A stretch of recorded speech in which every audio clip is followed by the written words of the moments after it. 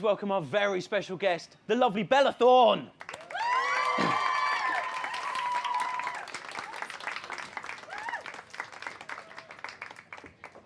It's the hills. No running, no running, no running, no running. How are you? Hi, I'm the biggest klutz. Don't hate me. Take a seat. Welcome. Welcome to London. Oh, thank you so much. Here's the thing, and we'll talk about this in more detail, because obviously growing up in a high school, it's all about Twitter and Instagram and selfies and that kind of stuff. I started following you a few days ago when you arrived in London, and I kind of know what you've been up to. Is that weird? Does that kind of feel like stalking? No, I stalk people more heavily than that. I even go through my Instagram newsfeed and stalk the people that they're stalking. I'm that double girl. Stalk? Yeah, double stalk. Kind of like that. The first thing I kind of, when I started stalking you, let's admit it now, you went bike riding in London. Yes, what were you thinking? I did. Oh. No one rides a bike in London. No, Safety it was first. Cool. No, it was so much fun. My mother and I just sat under a blanket and we rode around and got to see the city, and it was beautiful. Okay, all right. Well, I'm glad you survived. That's what I'm saying. I did. Let's talk about the DUFF. Now, first of all, the kind of lead in the movie is a girl called Bianca, who we discover is a DUFF. Now, I don't know if anyone realised this, but DUFF in the UK, so, you know, designated ugly fat friend. Mm-hmm. Really? Yeah.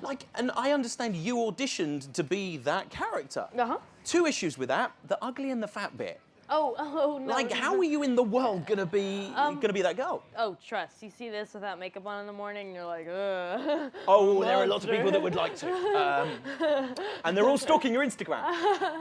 So I mean, that was the part that you went up for originally. Mm-hmm. Yeah, I read the script and I completely identified with that character, Bianca, because I was bullied growing up all through school. So I wanted to portray that. I wanted to help with that. And our director Ari was like, "You're more of a Madison. Would you consider doing this role?" And I really loved the script. Although I didn't want to play another mean girl, I made sure that this character was very different from any mean girl I've played before.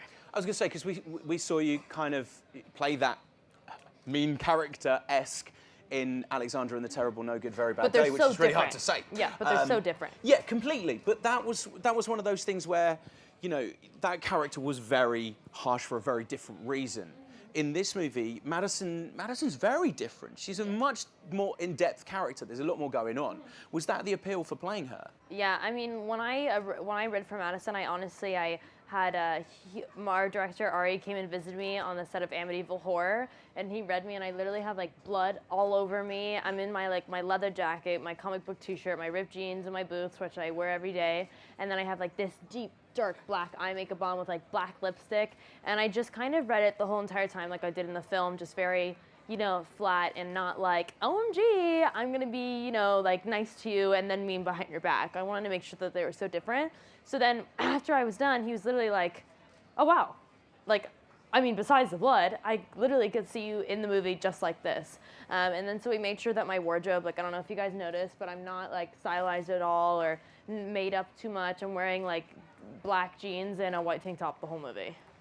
In terms of going for the role as well, when you say you read the script and went in for that character, went for the lead, what was it about that story that made you sort of go, this is something I want to be a part of the DUFF? Because obviously now, coming from the background, and we'll talk about where you've come from before very soon, but there are so many options that you have. What was it about this that made you go, this is the one I want to do next? Honestly, I read the script, and when you read a script and you literally laugh out loud so many times, it's so hard, because usually in comedy it comes from like the physical comedy, the physical aspect, like being there in the scene, doing it, and in this, I read it and I was laughing without imagining anybody in those characters, and that was really something that you don't find every day.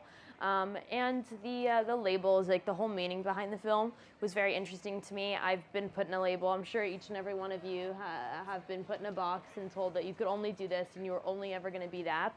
And so I wanted to show people that life is about climbing out of that box and showing people that you're going to tear that down and be who you want to. Let's go back to a little bit earlier then, because obviously you've got a brother, 2 sisters, or it's an acting family. Were your parents actors? How did that come about? My mom is not an actor, nor was my father. We were raised in modeling, and my brother, I always wanted to be an actress, but I could never be an actress because everybody told me that I'm dyslexic and I couldn't read, so I would never be able to do it. And then my brother and I went up to LA for a modeling job, and he ended up booking what we thought was a commercial, but ended up being a pilot. And I remember seeing him in front of this big live audience having just really just the greatest time ever. And he kind of turned around to me one day and was like, you know, why not prove them wrong? So I'm the only one that really still acts in my family. My brother does MMA, Krav Maga, Brazilian Jiu-Jitsu. He's going into the fights, which is like amazing. Wish him luck. My sister Danny is very much into styling and wardrobe. And my sister Kylie does a number of things.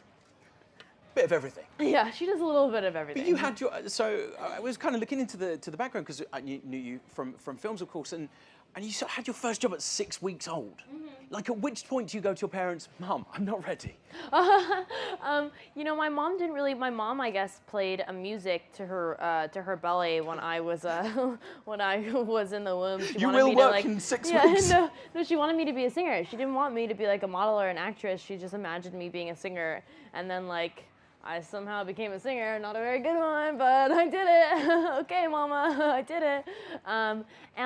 My brother was modeling, and they literally, they saw my mother pregnant, and they were like, when's this one popping out? When's this one out of the oven? When can we book this yeah. one? And she was like, you don't even know if it's a boy or girl yet. And they're like, it's baby clothes, so you can't tell. Doesn't matter.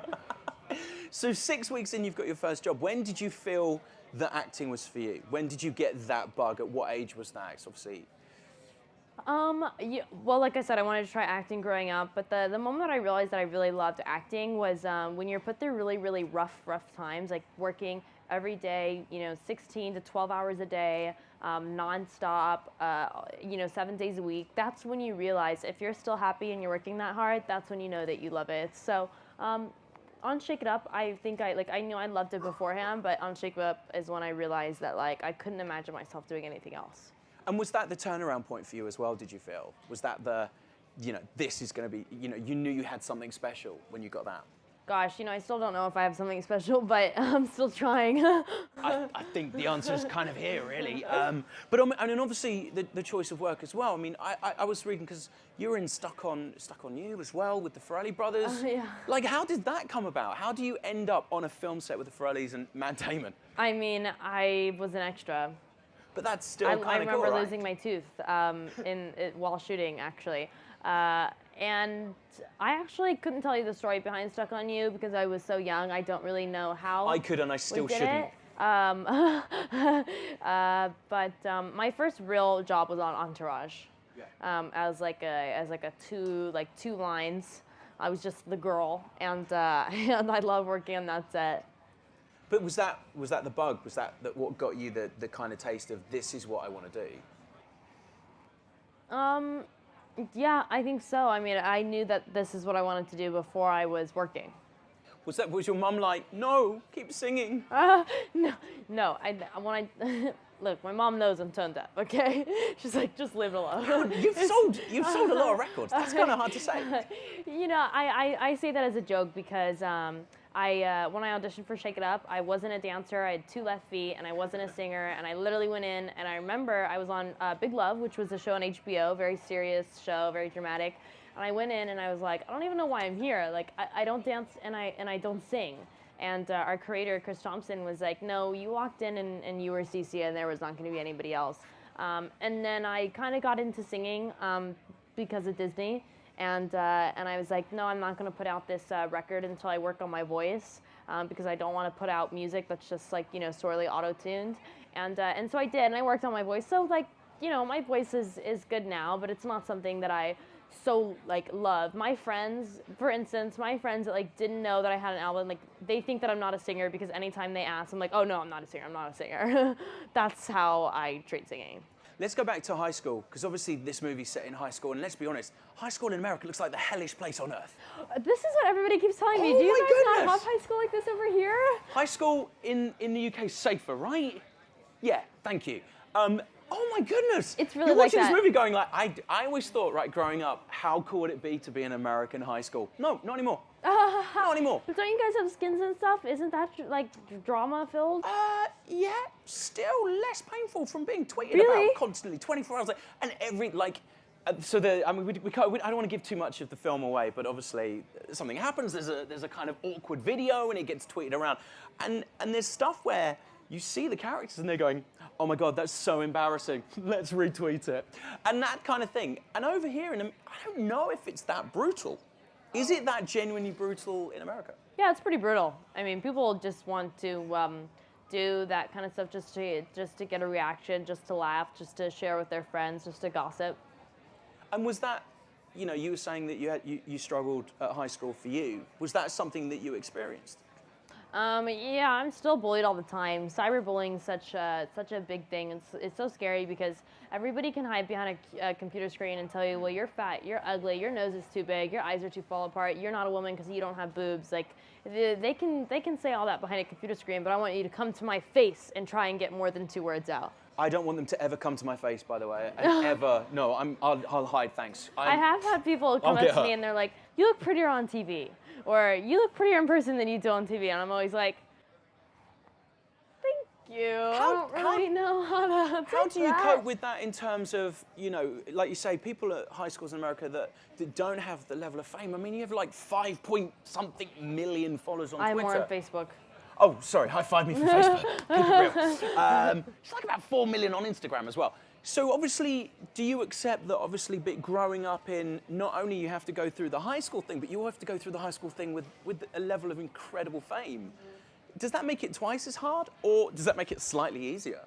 No, it's still pretty hard. Although I think it's, you know, it's hard because you're getting judged so much in school, but now imagine 9 million people judging you the same way or more harshly because they're seeing you every day, they see you made up, and they just think that, you know, you're one type of person until they meet you, and that can change everything. No, I'd say that I really haven't had a high school experience. I stopped regular school at 3rd grade because I'm dyslexic, and I went into homeschooling, so I couldn't really tell you. And how did dyslexia affect you as an actress? Did it affect you in any way? I mean, like you said earlier, you just want to kind of fight through it and go, hey, look. Yeah. Because you're doing incredibly well. I mean, let's be honest. So that's a great lesson to people that are in high school growing up and do have issues with learning or whatever, that it can be done. So how did it affect you personally? Hey, how deep have we become? It's like Oprah. Oh my gosh, no. I could not read. Like I couldn't do it. Like She's really strong. Yeah, it was really strong. My first language is Spanish, and I had to drop Spanish to learn English to then learn how to read, which is so difficult. And you know, I have a book series now with Random House that I wrote that's fiction. That's a 3-book series, and I definitely wouldn't be here in my reading because now I read mid-college grade level. So people tell me all the time, like, oh, but Lala Thorne or these stupid things. Hey, don't smirk at that. I know you guys all watch that dumb Vine. And I really want to, like, I honestly want to show them that I'm not like that anymore, and with my dyslexia, like, it's not bad like that anymore. But that's only because I've really worked through it. I've read, you know, cold read in front of like big crowds of people and producers and directors, and I'm reading like 3 scripts every day. So of course that's going to, you know, make me better. Yeah. Let's get back to the movie then, because I feel we were going in a deep direction. Deep dark past. It was a very deep dark direction. Let's talk about the book in terms of the Duff versus the film, because the book is very different. Were you aware of the book? Were you aware of its success before you took on? I mean, you said, you know, you got the script for the film, but were you aware of the book as well? I hadn't read the book before. I did not know until I read the script, and then I realized that it was a book. Yeah. So you knew the fact that you didn't have that role. Madison wasn't in the book. Yeah, I didn't know that. That's so interesting. I know, but come on, doesn't don't we all need a mean girl in our lives? Come on now, like that's high school. In America. But I mean, that must be a great testament to you to go in for an audition for one role and then say, look, hey, you're not ugly or fat, but hey, we want you in this movie. We will write something for you in this. We will get you in this movie. That's incredible. Well, I mean, I was lucky enough to have, a great studio, CBS Films, who believed in me, and our director, Ari Sandel. I went in and I messed up this line that's in the track scene where she's running and trying to ask him to help her be unduffable. And I literally messed it up like 3 times in a row. And each time I was like, let me go back and do this. Let me go back and do this. And he was like, yeah, okay, like really did not care. And you know, most directors would be like, okay, get her out of here. We're done. David Fincher would make you do it 50 times anyway, so it's fine. Great. You've got that to look forward to. Well, let's get on to that then. Who helped you mess up the most takes? Who was the hardest to be around? Because this is a very funny film. Mae Whitman is she's literally so funny. Like, I mean, on set, they're funny. Robbie's hilarious too, but you don't experience it the same way because everybody's working a crazy amount of hours. You're really trying to get your job done. Like, you're not like messing around between takes. You're not messing around in takes. And so doing the press tour with them, like if they were sitting right here, you would not be getting this answer. You would literally just be hearing laughter because they're two of the funniest people I've ever met. Do they try purposely to put you off? Oh, no, they just do it naturally, and like they know they're doing it, and like they do it to each other, so it's no big deal. And they actually, believe it or not, we did like all these interviews together, and with the whole cast, and they're like, okay, point out like who's who, and they said I was the funny one. So I'm constantly making them laugh, but like they're always on it, and it's when and they have such great chemistry that when you put those two in a room together, they bounce off each other. Let's talk about the other cast in there, because this incredible cast, give us a little idea of, I mean, Ken Jeong is in this movie, he's genius as well. Give us a little idea of who's in the movie. And Ken Jeong, Allison Janney, Bianca Santos, Skylar Samuels, Robbie Amell, Mae Whitman. We have some Viners in there too. I hope I'm not forgetting anybody. That'll be rude. Were they all on board before you came on? Were you on? Did you know who was playing what parts? No, I was casted around the same time as Mae was casted. I remember them talking about the girls that were up for it, and they were signing my contract. Nice. And they were like, "Oh, Mae Whitman," and I was like, "Oh, perks of being a wallflower." Okay, and I hadn't really seen her in anything else. And then I remember being at the table read and being so blown away by her stardom and how, like, she's definitely a better Bianca than I would have been. I wouldn't have not been able to be as on it and funny and amazing as she is in that role. I was going to ask you that, you know, if you had have got the Bianca role, what would you have done differently? How would you have portrayed her? I honestly couldn't see her portrayed a different way because Mae is so fantastic. I was literally blown away at the table read. I just kept looking back to my mom like, is this for real right now? Like, is she really this good? Which scene took the most takes? Was there a particular scene that you just went, oh my goodness, we've got to do this again. We've got to do this again. You know, any scene that's like a prom scene or a dance scene, that'll take a long time just because you have so many characters, you have so much coverage to do. Those take a long time. The best was we were working a really long day doing the prom scene, and they brought me pizza. They brought me pepperoni pizza with jalapenos and pineapple, and it's like a small pizza, and I literally had Mae and Robbie sit down with me, and we just ate it, and we all just told like diarrhea stories and just like the most ridiculous things. You lost me at pineapple. No, pineapple doesn't go on pizza. It's rule number one. Yes, it does. Doesn't. What's it's the wrong Hawaiian with you? pizza. How could you not like that? Oh, swap it for jalapenos. Let's take a look at a clip, shall we?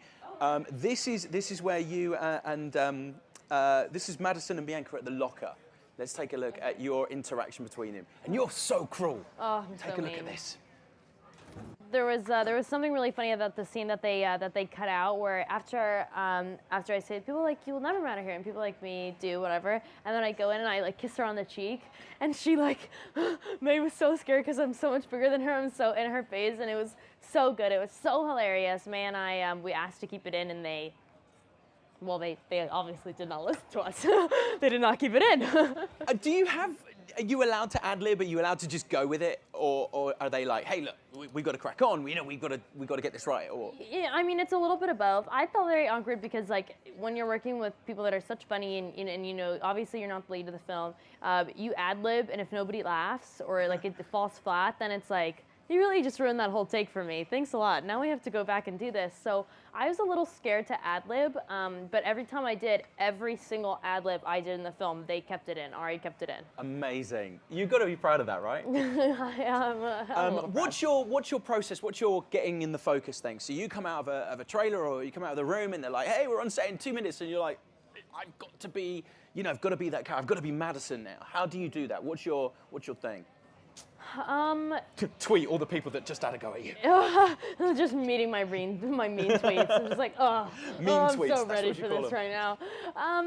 You know, for a lot of different characters, I'd say it's a longer process. But for this one, it wasn't that ridiculous. Like, I mean, honestly, the main person that I channeled was Rachel McGowan from Jawbreaker. I thought, like, you know, there's so many mean girls, and this is so different. That was the only character that I could really think is much more like Madison. I would walk onto set, and I really didn't have to do that. I mean, I'm just like straightforward, blunt, and mean and sarcastic, and I'm already a little sarcastic in my normal life. The hardest part was having to keep a straight face when May was making me laugh the whole time, and having to be mean to somebody who's so adorable. I love the fact you love Jawbreaker as well. Oh, I Jawbreaker love was such a great film. Jawbreaker, Heathers.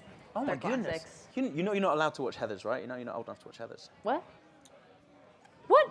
Who says that? Just saying. Who said that? Big certificate on the side that says you're not old enough. We'll talk to your parents later. So obviously growing up in that high school environment, as we just saw, does it genuinely mirror that? Or is this very much an exaggerated? You know, No. I know we joked about high school, you know, going, it's quite brutal, but does it mirror A it? lot of people said, like, oh, the designated ugly fat friend, that's so mean, and like all this stuff. But newsflash, hello, it might not be for you guys, but in the States, high school is mean. If we dumbed down high school to fit for the big screen, it wouldn't be realistic, and all the teenagers would be calling it out. We actually did dumb down high school in a sense, because there are a lot of kids who are, you know, so bullied, so horribly, that they're, you know, cutting themselves or doing terrible things like committing suicide, and that's how lonely and that's how deeply bullied they are. So it's worse than what we're putting up there. We're gonna open it up to the audience in just a minute. Can we just do some very fast questions? for Yeah, you of guys? course. All right, I'd okay. love to. Let's do some film first. First film you saw in a cinema. Can you remember? The first film that left an impression on me in a cinema was The Grudge, and that's because me Didn't and tell my your whole- ex-boyfriend, did you? Oh no, Okay. me and my whole entire family had to sleep in one room that night because we were so terrified. I was exactly the same. Really? After watching You like The Grudge? Grudge? I love Yeah. The Grudge. Do you know what? I was supposed to be staying in a hotel on my own the night I saw The Grudge, and I rang You a friend ditched? and said, "Can I come around?" Oh my Genuinely gosh. true. Can't believe I said that, and there's cameras here. First film you cried at? The Grudge. I'm very emotional. I cry a lot. There's been many films. One film I really, really bawled my eyes out, Marley and Me. Oh yeah. Now, when you bring it to the animals, it gets serious. I I really thought- can't do it. I thought you were going to say, like, you paid, like, $20, it upset you, it wasn't that good, the ending was weird, Oh. I wanted my money back, I just What? cried. $20, I cried. I loved Marley and Me. Oh, all right. Don't want to break up a happy home. First film that you saw that you weren't old enough to see? I think it's probably Heathers, we think we've established that. And bearing in mind your mum is What here. is the rating on Heathers? 18. No, it is not. Is in this country. Oh, well, We're really? way stricter than you, right? I didn't know that. Mommy, what was the first film that I've seen that's bad? Mummy, you let her see a film she should not have seen, and we're talking. I have older, yeah, that's very true. I I- have sisters in their 20s and everything that, we're very tight, close-knit family, okay? First film, and this is the awkward one, first film that you snogged at, first film you kissed at in the cinema, and again, your mum's here, this is really awkward. The Social Network. The Social Network. I'll tell Fincher, he'll be so proud. Okay, it was a bad kiss. Can I just tell you the story real quick? So what happened was, I've been waiting for this like, you know, first kiss to happen, and he like is sitting right next to me. He turns in to go for it, but he's so close to me, I'm so shocked that I like immediately turn away. So he thinks that I just completely dodged him, and he's like so butthurt sitting in the other seat, like, wow, we've been dating for a while, and she just completely ditched me on this. So then I like cuddled my head up to him and was like, went by his cheek like, oh, I'm so sorry. And then we finally kissed. Should we open it up to the audience? Should we get some questions? Let's see Yes. who has a question. Anyone have a question? It's kind of most of you. She does. That lady there? Oh, hang on, we're just going to get you a microphone. What was my favorite character I've played? What's your name, by the way? Because we've got a mic to you now. Charlotte. Charlotte. Hi, Charlotte. Belle and Amityville Horror, which hasn't come out yet. It's a film you haven't seen yet. Let's get another question. Should we get one this side? We have a microphone this side. Does anyone have a question? This lady right here with a very cool t-shirt. Let's pass it along. Hi, Bella. Hi. My name's Rachel. I was just wondering, what was it like working with Adam Sandler and Drew Barrymore? Awesome. Two of the nicest people you could ever work with. Adam was playing basketball in his off times, which was awesome. He played with me, and I actually got very good. And then I came to LA, and I stopped being good. That's what I did. I stopped being good at it. And Drew Barrymore is like so sweet. What a beautiful mom she is. And hilarious. They're both literally the characters that you see on screen is them in real life. Did you feel you learned stuff working alongside people like that as well? For example, like Adam always says that he would just ad-lib the heck out of the script and then do the script. So he'll kind of have a range of everything. Did you kind of watch their styles or their process of acting? Yeah, of course. I think you do on any film that you work on. Yeah, I think I learned a lot from them. I'm still not as ballsy as Adam in the fact that he's so good at ad-libbing and he goes out there and does it, isn't embarrassed whatsoever. I still have not gained that full confidence yet, but I try. Do you go back and watch all of their work as well before you kind of go, right, I know I'm going to be on set with Drew Barrymore, let's go back and through everything? I was such a big fan before I even started working with them that I didn't need to do that. Also though, Terry Crews, that was freaking cool. I remember being at the table read and I saw him and I was like, Mommy, it's the guy from White Chicks. And she's like, what? And I'm like, wheelchair, that's what he says in the line. That's my favorite line in the whole entire movie. And he's so funny. I love him. I literally love him. Everybody hates Chris as well, right? There you go. Genius. That's another good one. Pure genius. Let's get another question. There are two ladies at the back there, so maybe you could both have a question. We'll pass it along. Oh, bless. I love your glasses. Can I just point out what she did? She was like, she got the microphone and she was like, it's like it's live. You can talk. Hi. I was just wondering, like, who really inspires you? Because you inspire me, so I was wondering, like, who inspires you? My mom. My mom does. If you can't say your mum, pick someone else. No, Because I feel like I need to apologise to your mum for so much already. Nearly kissing your daughter. Like you're not old enough to see the movies. What about in terms of acting? Is there someone that you've grown up being inspired by? An actor or an actress that you've sort of gone? You know, I mean, one thing that really inspired me, I would say, I don't know if I'm pronouncing her last name right, but Katherine Heigl or Hegel, I don't know how you say her name right, but she had this speech when they, don't quote me on this exactly, but she's been working since a very, very young age, and they said, oh my God, look at this girl who like one hit wonder, like came out in overnight sensation, and she did the speech about she's not an overnight sensation. She's literally been working her whole entire life to be where she is, and you know, those are the people that you love. Like I can only hope that, you know, one day I could even be compared to her or be in her place, and I will say the same exact thing that she did. I think it was Knocked Up as well, wasn't it? The first thing when it kind of turned it around. Yeah, when everybody was like, oh, this new like blonde stepping into the yeah. scene, and that was not the case. I think that's part of acting, though, isn't it? You have that breakthrough movie, and everyone's like, "Oh my goodness," because you know you are going to have the people that go, "I haven't seen this person before," but then you've got millions of people who already kind of are aware of your work. So kind of already 100 steps ahead of where Catherine was. She was kind of doing it before the YouTube generation, the chance of tweeting and stuff like that. Yeah, the whole thing. So let's get the question from the girl next to her. Hi. First, I absolutely love your shoes. Oh my goodness! Do you want to know how uncomfortable they are? No, you don't. You don't want to know. Can we tell them what you were wearing 2 minutes earlier? Yeah, slippers. I was wearing my hotel slippers. I've been walking around in them all day. I was just wondering if there's any like significant differences between being on set with Disney and then like more like the Duff kind of thing. You can have naughty language, surely. Yeah, I mean, there's definitely a lot of differences. It's a whole different vibe. You're also working with more adults on Shake It Up. We're all about the same age. In the Duff, I'm the youngest of the cast. But I'm used to working with adults because I've done that my whole life, so it wasn't so different. Working on Shake It Up, I don't know. It's different in its own way. Not really one that I can point out exactly, but you know, working with Zendaya was amazing, but also working with May was just as amazing. They're both hilarious people. So.